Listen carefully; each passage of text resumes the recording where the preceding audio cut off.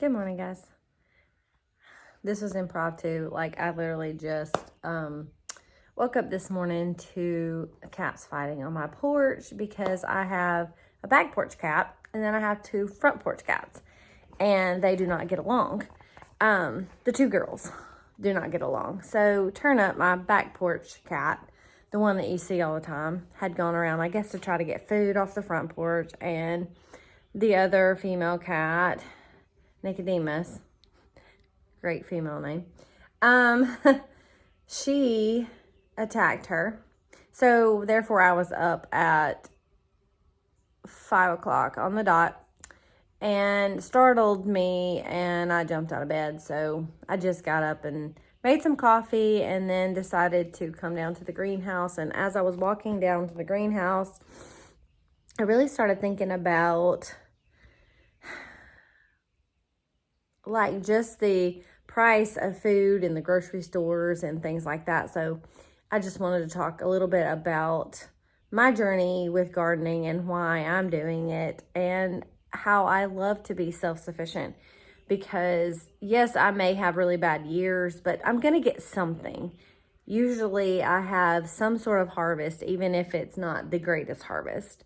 And it is very important to me to have food that I can grow in my gardens rather than having to go to the store if I have to. And then through the winter, I will have stuff on my shelves. I try to can as much as possible. I do not put a lot of stuff in the freezer. I am not one of those people. I don't have multiple generators to back up my power in my house. I dehydrate with a dehydrator, and I can. The two simplest ways.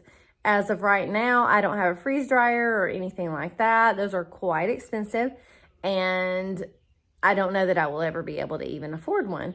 So right now I just use my Excalibur dehydrator. I would like to get another dehydrator because I do dehydrate a lot of food. I have dehydrated tons of stuff, and I dehydrate meat, kind of like a jerky. But when you dehydrate ground beef, you brown it. I rinse mine a little bit, and then I put it on the dehydrator tray and dehydrate it all night. I think it's 12 to 14 hours or something like that. And then that's what they used to do back in the olden days, and they called them beef rocks. And they would be able to take them on the trails with them and everywhere they went and just have beef, and you can rehydrate it in water. I use it in a lot of things, like when I'm making spaghetti. Like, instead of waiting when you're boiling your noodles, I just dump my meat into the noodles and boil it while I'm boiling my noodles also, so that it rehydrates a lot more than just putting it in the sauce and then put it in the sauce all together when you're done. That is one way to use it. But just to have things on a shelf, we get power outages fairly often out here, and we live out away from everything in like a rural area, so we don't get power back on really fast all the time. It has been a lot faster in the past several years, but even without power outages and things like that, there's a lot of storms. They're predicting here in the East Coast in central Alabama that we're supposed to have a very active hurricane season, which I live in central Alabama, which we don't get like the brunt of hurricanes, but we do still get hurricanes coming up this far. And we had that, I can't remember the last time. It might have been, I hate to even try to guess, but maybe 5 years ago, 4 or 5 years ago, maybe 6 years ago, we had a hurricane, and it was very destructive. And we had sustained winds for hours and hours and hours of over 85 miles an hour, up to 100-mile-an-hour wind gusts just right here in central Alabama, which is insane. We do have a lot of tornadoes here, and tornadoes are very quick and in and out, but they are very destructive too. We have straight line winds, and so power gets knocked out quite often. So I have learned that I do not like stuff to have to be in my refrigerator, in my freezers, because we can lose it. And I don't have, like I said before, I don't have tons of generators. This is like the simple life. I'm not trying to have ways to power all of my power stuff. I want ways to put my stuff away without having power. We have a gas stove, so I can still cook and do things like that when the power's out. We try to, and I say we by me, if I ask for help, someone in my family will help me, but they don't just volunteer.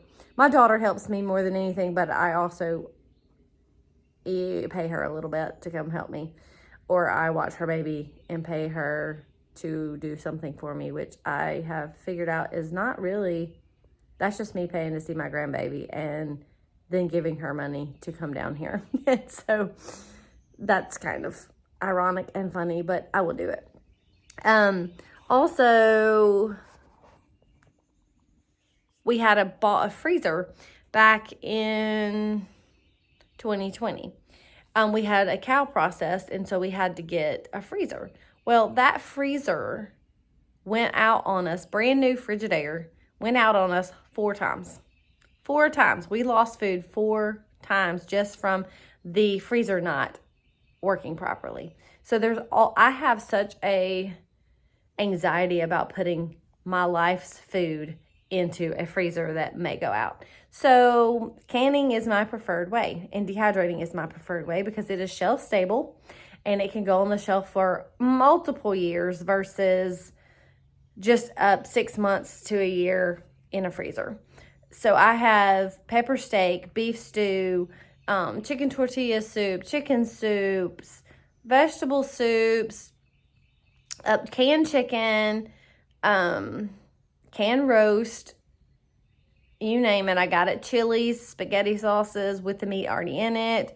All these things put up on my shelves. And some of the stuff that I'm eating, my vegetable soup that I canned, I just finished one of my jars from like 4 years ago. And I promise you it tastes better the longer it sits in those cans. For some reason, like the longer it sits there. If it's at least 6 months to a year, it flavors better for some reason. Kind of like, I guess, like pickles, you let them sit for a while before you open them up so that they get a lot of flavor. But yes, back to my rant of self-sufficiency. I am not an off-grid farm. I don't ever plan to be an off-grid farm. I just supplement our household with food from our garden. And we have chickens and we have goats. So we have eggs coming in, and then when in season, we have milk. And so there's just a few things that it actually helps us out with over time. I do feed my chickens and my goats minimum amounts of bought feed. I have 35 hens, I think. 34, 35 hens and a rooster. And I feed them less than 1 gallon of feed per day. So out of all those, and it's just, I use, what is it called? Nature Crest 6-way, which is a bunch of different kinds of seeds, which is what they would get if they were out eating and scavenging in nature. That's what they would get. So I try to keep it as natural as possible. My goats there are 10 of them, and they get 1 gallon, which is a 1 gallon bucket between 10 of them, of a textured Kalmbach goat feed. And that's all they get. Like, they are just, it's like a snack for them. They eat grass, they eat hay, and we're fencing in an entire back portion where they can have privet hedges out the wazoo. There's like 2 acres of privets. So they will be in heaven when we get that all fenced in. Right now, I can't let them out to forage or free range right now because all my blueberries and blackberries and apple trees are all leafed out and in bloom, and they will eat all of that. So I cannot let them out. My chickens do not get to free range this time of year, but they have a pasture that is probably over an acre, probably a couple of acres worth of pasture to just forage in. They have a compost pile in the middle of their Falcatraz, that's what I call it, that they can like ramble through. And I put tons of leaves and food scraps and all kinds of stuff out there, and they just eat on their own out there, and then they get their little bit of feed at night when I'm collecting eggs. I get anywhere from 13 to 23 eggs a day, depending on their mood. If they're happy, they lay more eggs. That's just, so some days I feel like they're happy, some days they're not really. Some breeds just lay more eggs than others. So there are little bitty ways to start making yourself self-reliant, like self-sufficient, that don't break the bank. I start seedlings. You may have seen back on some of my earlier videos of I start seedlings in the spring, and then when I buy my seeds, I sell extra seedlings for $1 a piece, and usually I can cover my seed costs for the year because other people buy them, and then I'm sharing with other people. They're getting plants way cheaper than they can get them anywhere out of the box store. And I am actually supplementing the fact that I'm covering all my seed costs. I probably spent $85 on seeds, and I made $200 selling seedlings. So it's not like a huge income. It was just covering my costs that I have involved in it. And I'm trying to think of other things. Dehydrating eggs. I also dehydrate raw eggs and make a powder out of it. And then you can reconstitute it with water and make your scrambled eggs or whatever right there. I also water glass eggs. I have some that have been sitting for a year. And so I'm going to do a comparison on an egg that has been sitting in lime water for a year versus an egg from fresh off the farm, probably that day or the day before. I'm going to do a comparison and not tell my family and get them to taste them and see if there's any difference whatsoever. Which, from other videos that I've seen them do this, that's really not something that tastes a lot different, but we shall see. Stocking up pantries is very important. I have not ordered in a while just because I have not worked. So I retired from doing hair 6 months ago, and so I have no income coming in except for the products that I sell through my little Cowbell farm shop, which is my lotions and stuff and tinctures and things like that, which is, it's like November through Christmas, or October through Christmas is pretty busy because everybody's buying gifts for Thanksgiving family when they're going to see them. They're taking Christmas presents, and then Christmas. So I think I make more money in November and December than any other time. I have gone to a couple of venue shows and done some setups, and sometimes that's not even worth my while because by the time I set up, haul everything, set up, pay $50 to sit there, and I make $100, I'm like, this is not even worth doing this. So we have done a few of those. I have some upcoming events in September. I think it's September. I'll be at Petals from the Past in Jemison, Alabama, and I will be selling there for the YouTuber meet and greet / vendor. It's called Garden Festival. I will put a link. I'll post a picture right here of the event. So if you could come out to that, that would be great. There's a lot of people coming, and we get to showcase our farm and our products. So this should be a great opportunity. Just trying to hands-on make money is really hard. Like, I mean, I give it up to a farmer because it is a hard job to farm and do your own everything. And it probably would be easier if I actually had help. But since I pretty much am Jack from Cowbell Farms, and that's pretty much me running this whole farm,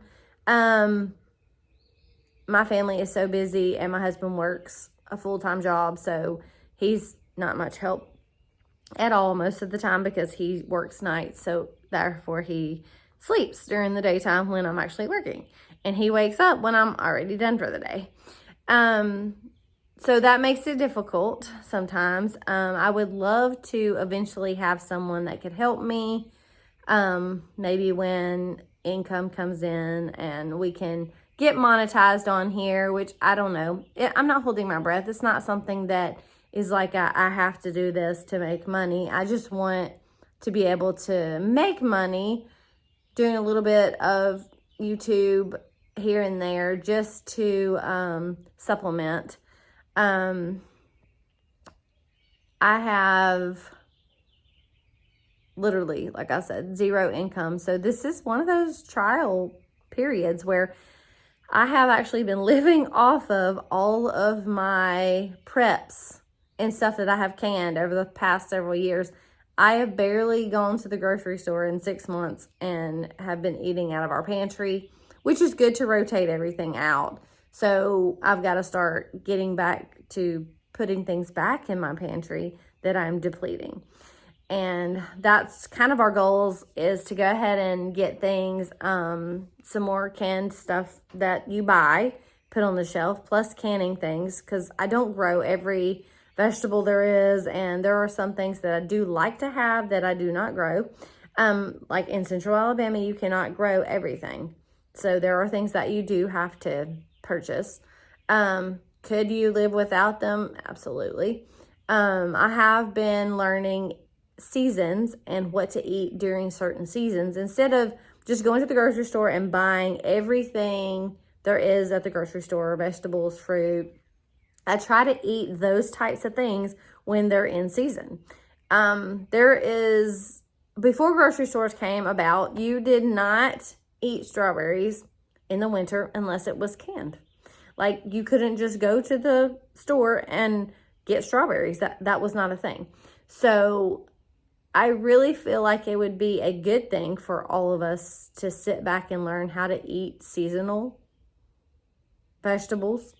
You're going to have a lot of greens, turnip greens, kales, spinaches that grow in cooler seasons, in the fall and through winter.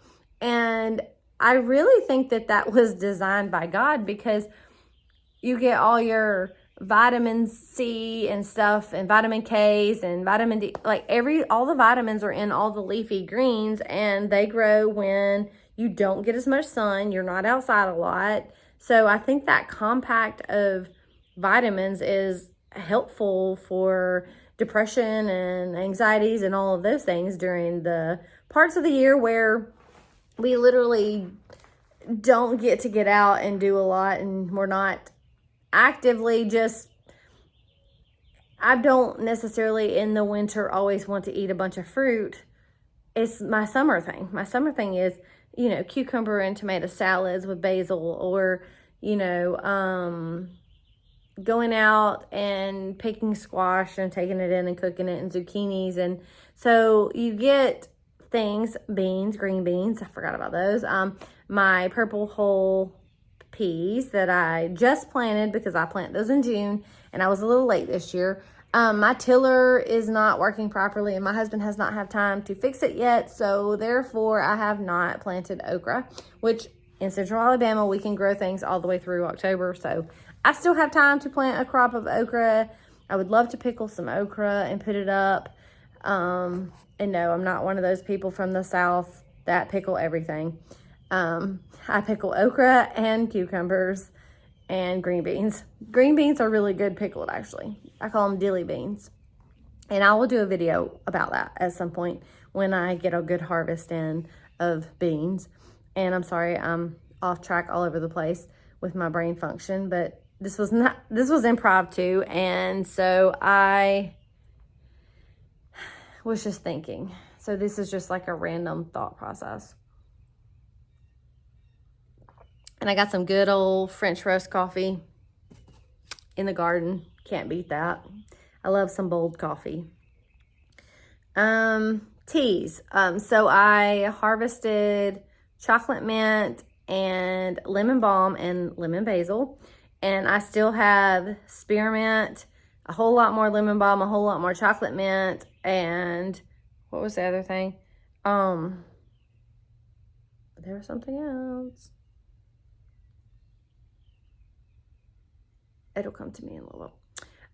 Chamomile to harvest. My chamomile is getting dry and dying out for the year, and I have German chamomile that is still putting forth, or Roman chamomile. What's the tall one? Whichever one is it. Roman, German. I don't remember. I know the difference. I do. It's just a little early. One's a perennial and it's short, and one is really tall and is prolific. And it reseeds itself, so it's pretty much perennial because it reseeds itself like a fanfire. Like the wind takes it everywhere and it reseeds, so you never have to worry about having chamomile again, because you will. It might not be where you planted it. It might be everywhere else. Rosemary. I will be harvesting rosemary. I have wormwood drying in my greenhouse, and I have wormwood that's going to seed right now. So I'm going to collect the seeds and plant them down closer to my animal pens, because wormwood is a parasitic, so it helps kill parasites. And so you can mix it in with your animal feed. You can dry it and then make it into like a powder, crumble it up, and add it to your chicken feeds and your goat feeds, and that will help them ingest it and help with the parasite loads they get inside of their guts. I also, when I'm making kombucha, if I run out of room to store scobies, I feed my chickens my extra scobies, because they have so much gut health and probiotics and prebiotics in it that I just feed it to the chickens. Then they eat them. They like them. They are not big on taste. Chickens pretty much will eat almost anything. So that I do. Trying to think of some more things. I need to harvest flower petals before all the flowers are gone to make my floral vinegar, which I make a hair rinse out of. And I hope to be able to carry that in my farm shop eventually. I just started making a healing salve out of infused oils, where I take olive oil or avocado oil. And in this case, I think I used avocado oil. And I infused yarrow, and I infused lavender, and I did plantain, calendula, and all separately, because then I can use them interchangeably in other things, and infuse those oils for 8 weeks. And then I made a healing salve with beeswax and a little bit of coconut oil. And so it's for wounds. It will stop bleeding. It speeds up healing process. It's like a Neosporin is what it is. It's like a natural Neosporin without all the chemicals in it. And I have just recently started carrying that in our farm shop, Cowbell Farm. I plan to add lots of other things. We do have tea blends that I grow here. We got the chocolate mint, spearmint. My peppermint plant died, and I know it's crazy that a mint died. I have no idea what happened to it, and I cannot find, it was the first time I had found a true peppermint that smelled like a candy cane when you had it. And all this stuff they sell at the store that's supposedly peppermint just smells like a mint, and it's not really pepperminty. And so I'm not digging that. So I have to find some more true peppermint plants. I might have grown those from seed. I can't remember. That's been a couple of years ago. And they did grow for a year or so, but I think they got choked out by some weeds, which again, I didn't know was possible, because usually mint overtakes the weeds. And I can insert some pictures here of where I put one twig of mint, and in 1 year's time, what it looks like. So I will overlap a picture here to show you that. So I hope this encourages you. I know this was a rant, and You might not have even watched it all the way through. But self-sufficiency is a great aspect to have, to be in control of your own food. When we live in a world where they try to regulate everything. I am a risk taker in the sense of I don't stick to traditional canning rules.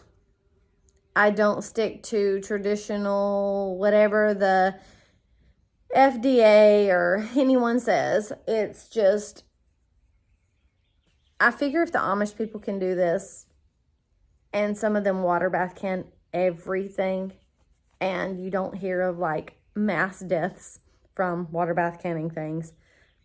I feel like the more I have thought about it, the more I used to be a stickler for, oh, that's not in the ball canning jar, so we can't can that, to thinking maybe it's just they don't want us to.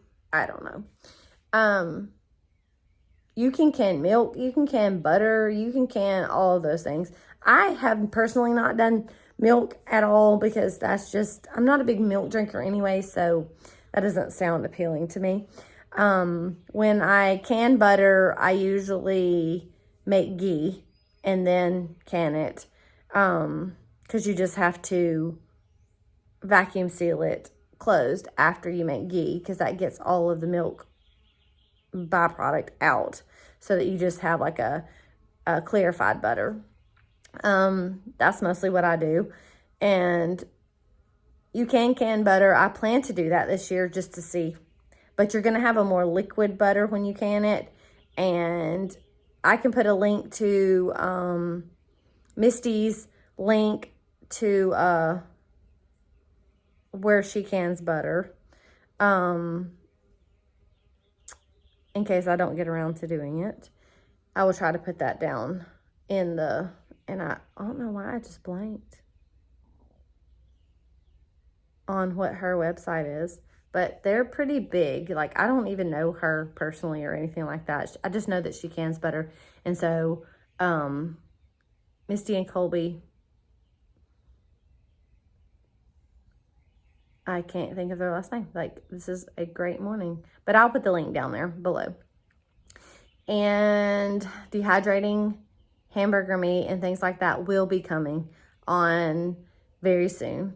You can also dehydrate frozen vegetables. So if you go to the store and you get a bag of dehydrated vegetables, you get a bag of frozen vegetables. You can buy organic vegetables and mixed vegetables like the corn, peas, carrots kind of thing. And you can fill a dehydrator up with those, let them go all night, and then you have dehydrated vegetables ready to go. I have dehydrated corn several times, and believe it or not, like, some of my family likes to just snack on the corn because it's like a sweet, crunchy thing that you can just go open and grab and just eat.